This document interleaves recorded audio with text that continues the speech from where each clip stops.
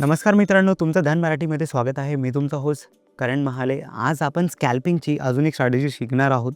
या स्ट्रॅटेजीमध्ये एकदम सोपं, तुम्ही मूव्हिंग ॲव्हरेजेस हा इंडिकेटर वापरता या बेसिसवरती ही स्ट्रॅटेजी बनवली आहे.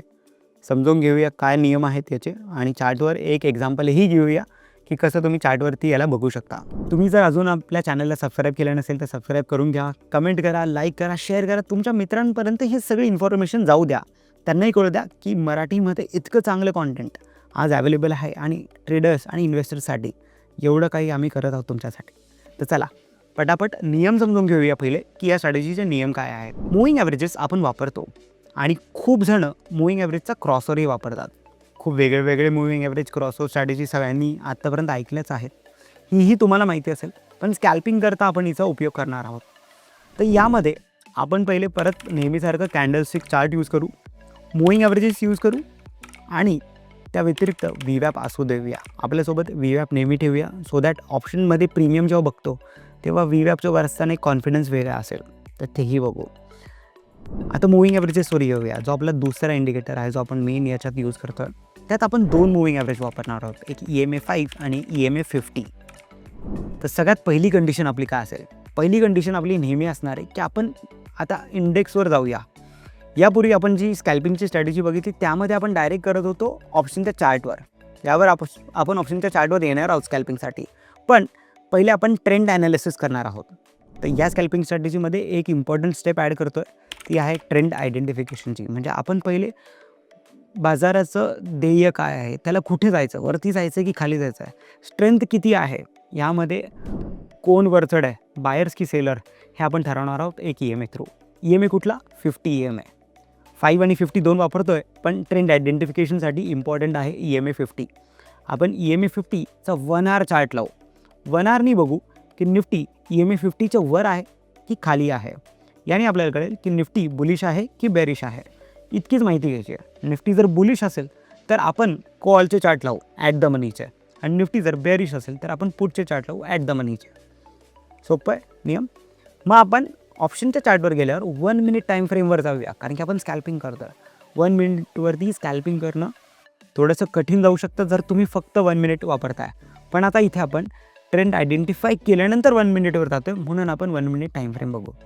जेव्हा निफ्टी बुलिश असेल, तुम्हाला हवं आहे 1 मिनिटला नवीन क्रॉसओव्हर सिग्नल. बुलिश किती वाजता होतं आहे, कोणत्या टाईम फ्रेमला होतं आहे ते आयडेंटिफाय करून ठेवा. समजा मार्केट 1 आवरवरती 4 ते 5 दिवस बुलिश असू शकतं. ते जर तसं असणार आहे तर 4 ते 5 दिवस तुम्हाला फक्त कॉल ट्रेड करायचे आहेत. पण कॉल ट्रेड करताना कधी बाईंग करायची? तर 1 मिनिटला जेव्हा फ्रेश क्रॉसओव्हर येईल, 1 मिनिटला जेव्हा 5 EMA 50 EMAला क्रॉस करेल. आता आपल्याला कुठलं क्रॉसओव्हर हवं आहे? Bullish crossover. जेव्हा वरती क्रॉसओव्हर होणार आहे, बुलिश क्रॉसओव्हर होणार आहे, तेव्हाच आपण ऑप्शन प्रीमियम बाय करू. आणि हा आपण क्रॉसओव्हर ऑप्शनच्या प्रीमियम चार्टवर बघणार आहोत. आपण इंडेक्सवर नाही बघत आहे परत. आता आपण प्रीमियम चार्टवर लावतो आहे 5 आणि 50 1 मिनिट टाईम फ्रेमवर. सोप्या कंडिशन्स आहेत. चला चार्टवर बघूया लगेच. आता मी इथे तुमच्यासमोर निफ्टीचा चार्ट लावला आहे. तर पहिले आपण निफ्टीपासून सुरुवात करणार आहोत. बघूया निफ्टी बुलिश आहे की बेरिश. याकरता आपण इंडिकेटर्समध्ये जाणार आणि EMA सर्च करू. तर मूव्हिंग ॲव्हरेज एक्सपोनेन्शियल हे आपण दोनदा लावून घेऊया, कारण की आपल्याला 2 मूव्हिंग ॲव्हरेज हवे. पहिल्या मूव्हिंग ॲव्हरेजची सेटिंग करूया 5, त्याचा कलर ठेवूया ग्रीन. आणि दुसरा मूव्हिंग ॲव्हरेज करूया 50, त्याचा कलर ठेवूया रेड. तर जसं आता आपण बघू शकतो 1 आवर टाईम फ्रेमवरती निफ्टी सध्या रेड लाईन जी आपली 50 EMA आहे त्याच्यावरती आहे. हा क्रॉसओव्हर साधारण आला आहे 5 डिसेंबरला 10:15 वाजता. तर 5 डिसेंबर 10:15 वाजेनंतर म्हणजे शुक्रवारी 10:15 नंतर जोही कुठला 1 मिनिटवरती बाईंग सिग्नल आला असेल कॉलमध्ये, तो आपण ट्रेड करायला हवा. त्याच्या पहिले आपण सेलिंगवाला आला आहे तो त्यानंतर एकदा टेस्ट करूया. आता पहिले बाईंगचं बघूया. तर 10:15 नंतर 5 डिसेंबरला आपण बघूया कुठला कॉल. आता आपण पहिले बघूया हा जेव्हा क्रॉसओव्हर सिग्नल आला तेव्हा निफ्टीची लेवल काय होती? 26,140 होती. तर मी 26,150चा कॉल लावेल जो ॲट द मनी आहे. आणि 10:15 नंतर बघेल का त्याच्यात 1 मिनिटला 5 आणि 50 EMAचं क्रॉसओव्हर आलं होतं का नाही. तर चला ऑप्शन चार्टवर जाऊया. निफ्टी 26,150चा ऑप्शन. आणि मी आता लेटेस्ट एक्सपायरीज बघतो याच्यामध्ये. टाईम फ्रेम आता 1 मिनिट करूया. आणि 1 मिनिटला 10:15 नंतर तुम्हाला एंट्री हवी आहे. तर साधारण मी 10:15 नंतरचा टाईम बघतो आता इथे की फ्रेश मला सिग्नल कधी येतो आहे. तर बघा 10:15 इथे होते 5 डिसेंबरचे. त्याच्यानंतर प्राइजेस खाली आले या प्रीमियमच्या. पडला सेल क्रॉसवर आला. मला सेलिंग करायचं आहे का नाही, मी माझं आयडेंटिफिकेशन केलं आहे की 10:15 नंतर निफ्टी बुलिश झाली आहे. मला 1 मिनिटला बाईंग सिग्नल हवा आहे. तर मी 1 मिनिटला काय करतो आहे, इथे जातो आणि चेक करतो आहे की परत कधी बाईंग सिग्नल येतो आहे. तर मला 1 मिनिट टाईम फ्रेमवर यांनी या कॅन्डलला 10:46च्या 5 डिसेंबरला 10:46च्या कॅन्डलनी प्रीमियमनी बाय सिग्नल दिला आहे. आता हा प्रीमियम ॲट द मनीचा असल्यामुळे याचा प्रीमियम चालू होता इथे 78 रुपये या कॅन्डलचा हाय आहे. आणि साधारण मूविंग ॲव्हरेजेसच्या खाली आपण बघूया तर केव्हाही जर ही मूविंग ॲव्हरेज खाली क्रॉस झाली असेल तर माझा सेल सिग्नल होता. स्कॅल्पिंग आहे म्हणून मी अंदाजा लावतो की मी जर 78 रुपयाला घेतो आहे, माझा स्विंग लो समजा इथे 64 रुपये, साधारण 14 रुपये तात्पुरता एक SL आहे माझ्याकडे. पण मी बघेल की जोपर्यंत प्राईस वरती जाते तोपर्यंत मी याला राईड करू शकतो. मल्टिपल लॉट असेल तर मी रिस्क रिवॉर्ड 1:1ला एक लॉट काढेल आणि बाकीचे जोपर्यंत सेल क्रॉसवर येत नाही तोपर्यंत राईड करू शकतो. 78 पासून या प्रीमियमनी थोड्या वेळात हाय मारला आहे साधारण 107 रुपये.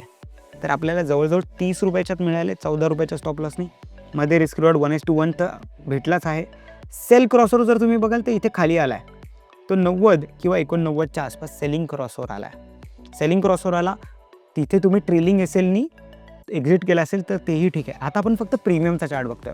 परत मला पुढचा चार्ट लावायचा नाही कारण की अजूनही 1 आर MACD 1 आर EMA 50 निफ्टीला बायमध्ये दाखवतो आहे. मी परत बाईंगचेच कंडिशन बघणार आहे. बाईंग कंडिशन परत केव्हा फुलफिल होते ते मी बघेल. इथे एकदा बाईंग कंडिशन फुलफिल झाली, हे मूविंग ॲव्हरेज परत वर गेला आहे. वर गेल्यानंतर मी हा SL बघू शकतो 86 आणि 86 नंतर हा एकदा वरती गेला, खाली आला, पण इथे सेल सिग्नल नाही जनरेट झाला. सेल सिग्नल इथे कुठे जनरेट होतं ते मी 86ला घेतलेला, इथे 93ला घेतलेला, मला 90 रुपयाला परत काढायला लागला कारण की इथे सेल सिग्नल जनरेट झाला. तर साधारण माझे इथे 3 रुपये गेले. पूर्वी मी 30 रुपये काढले, पण परत यांनी थोड्या वेळाने मला बाय सिग्नल दिला 95ला. 95ला परत एकदा बाय करेल कारण की 1 मिनिटवर आहे, स्कॅल्पिंग आहे, मला मल्टिपल ट्रेड दिवसात भेटू शकता. परत त्यांनी 95 रुपयापासून मला साधारण इथे 135 रुपये म्हणजे परत 30-35 रुपयाचं टार्गेट दिलं. तर मला या दिवसात तसं जर बघितलं गेलं तर दोनदा 30 रुपये मिळाले, एकदा माझ्याकडनं 3 ते 5 रुपये गेले असतील. तर मला साधारण 50-55 पॉईंट मिळाले प्रीमियममध्ये. हा एक फक्त स्ट्रॅटेजी यूज करून. तर तुम्हालाही असं करायचं आहे, तुम्हालाही बघायचं आहे की जेव्हा केव्हा पहिले EMA 50नी मी आयडेंटिफिकेशन करून घेईल की ट्रेंड काय चालू आहे. त्यानंतर मी 5 आणि 50 हे दोन मूविंग ॲव्हरेजेस 1 मिनिटला लावेल आणि त्यातनं बाईंग करेल. यात अजून एक गोष्ट जी आपण ॲड करणार होतो ती आहे VWAP. जर VWAPच्या खाली तुम्हाला सिग्नल भेटत असेल तर बऱ्याचदा तुम्ही तो सिग्नल अवॉइड करू शकता. आता आपण परत एकदा फक्त चेक करूया की कुठे कुठे सिग्नल आले ते का ते VWAPच्या वर होते का. हा सिग्नल जो पहिला आपल्याला आता 10:46 हा VWAPच्या वर आहे, हा ब्लू कलरचा VWAP आहे त्याच्या वर होता, हा व्हॅलिड होता. दुसरा इथे आला होता तोही व्हॅलिड होता. आणि अजून एक हा जो होता मधला ज्याच्यात लॉस झाला 3 मंथचा तोही VWAPच्या वर होता म्हणून तोही व्हॅलिड होता. ऑप्शनचा प्रीमियम बाय करताना आपल्याला प्रीमियम VWAPच्या वर असायला हवा तेव्हाच आपण बाईंग करू. ही एक स्कॅल्पिंग स्ट्रॅटेजी होती बाईंगची. आपण याच्या एक्झाम्पलसहित बघितली की ही कशी ट्रेड करायला हवी होती. एक्झॅक्ट हेच नियम उलटे करू तर तुम्ही सेलिंगही करू शकता. तुम्हाला वाटत होतं निफ्टी बुलिश आहे तर तुम्ही पुढचा चार्ट लावायचा आणि पुढचा चार्टमध्ये जर खाली क्रॉसवर येत असेल 5 आणि 50चं बेरिश क्रॉसवर पुटमध्ये, कारण की निफ्टी बुलिश आहे म्हणून मी पुट विकणार आहे ॲज अ सेलर. मग मी पुट तिथे सेल करेल जेव्हा जेव्हा त्यांचा सेलिंग क्रॉसवर येईल आणि मी त्यांना राईड करेल जोपर्यंत ते खाली जातात अजून तोपर्यंत. ठीक आहे, तिथे मी 20-25 पॉईंट 30 पॉईंट किंवा SL प्रमाणे जसं मला भेटतं आहे रिस्क रिवॉर्डचा क्रायटेरिया ठेवेल किंवा टार्गेटचा क्रायटेरिया ठेवेल जोपर्यंत ट्रेलिंग SL येत नाही. ह्या दोन्ही पद्धती मी माझ्याप्रमाणे एक्झिट ठरवू शकतो. एक्झिट तुम्ही ट्रेडर म्हणून स्वतः ठरवू शकतात की तुम्हाला कुठल्या प्रकारचा एक्झिट आवडतं आहे. मी तुम्हाला एक स्ट्रॅटेजी देऊ शकतो की एंट्री तुम्ही कशी घेतली पाहिजे. एक्झिट प्रत्येकाचा थोडा वेगळा असू शकतो कारण की प्रत्येकाचं रिस्क ॲपेटाईट वेगळा आहे. आपण या स्ट्रॅटेजीमध्ये एंट्री कंडिशन समजून घेतल्या तसंच तुम्ही तुमच्याही एंट्री कंडिशन्स डिफाईन करा, एक्झिट पॉलिसी डिफाईन करा आणि या स्ट्रॅटेजीला एकदा टेस्ट करून बघा आणि नक्की सांगा तुम्हाला कशी वाटली स्ट्रॅटेजी. कमेंट करा, मी तुमचा कमेंट्सचा वेट करणार आहे. Till then thank you so much. भेटूया पुढच्या व्हिडिओमध्ये. Investments in the securities market are subject to market risk. Read all the related documents carefully before investing.